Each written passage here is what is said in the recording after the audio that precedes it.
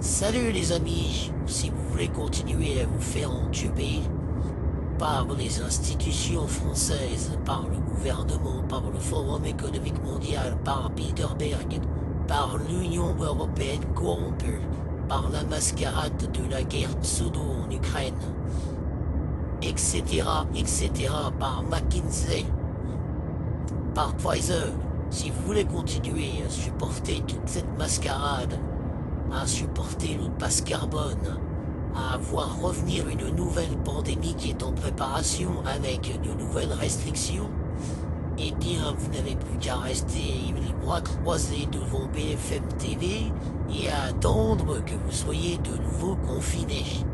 Et puis que vous ne puissiez plus consommer d'eau.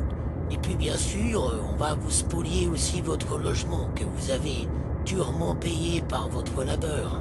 Et puis on va vous faire travailler jusqu'à 64 ans, avec 42, 44 annuités. Donc plus personne n'arrivera à cet âge de la retraite, et plus personne ne sera en capacité de travailler jusqu'à cet âge.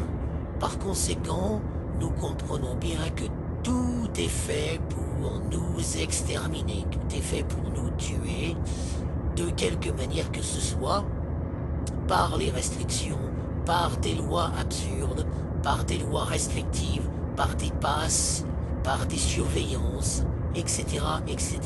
Et si on ne fait rien, si on se laisse faire, eh bien nous allons sombrer petit à petit dans la misère. Souvenez-vous de la Grèce en 2008, la France est bien partie pour arriver au même point et bien plus. Avec cette inflation qui ne fait que monter, avec nos politiques qui ne font rien pour aller améliorer les choses, qui font plutôt beaucoup de choses pour empirer. Demandez à Bruno Le Maire, demandez à Macron, demandez à Olivier Véran. Olivier Véran, le criminel en puissance, le menteur professionnel. Je ne trouve pas de mots d'ailleurs pour qualifier ce personnage, car aucun mot n'est assez puissant pour qualifier cet horrible personnage. Voilà, mais c'est les politiques que nous méritons, puisque plus personne ne s'intéresse à la politique, plus personne ne s'intéresse à rien. Il faut devenir bête, être remplacé par ChatGPT, par l'intelligence artificielle et par les robots. Et une fois que tout cela sera bien engagé, eh bien les humains n'auront plus que leurs yeux pour pleurer. Voilà, donc soit on se réveille, soit on reprend le pouvoir, on reprend notre pays en main et on vire tous ces corrompus, soit c'est fini pour nous.